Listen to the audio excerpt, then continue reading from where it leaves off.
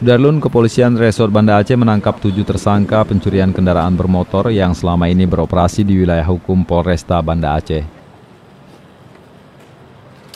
Sebagian tersangka berasal dari berbagai daerah di Aceh seperti Aceh Timur, Pidi, Banda Aceh, dan Aceh Besar.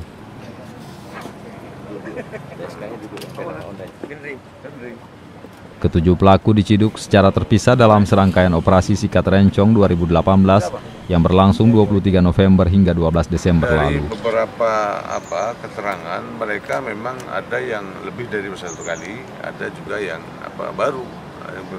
Modus-modus yang dia lakukan itu diantaranya dengan menggunakan kunci T dan ada beberapa modus kemarin mungkin ya mengelabui dan mengambil di tempat parkir.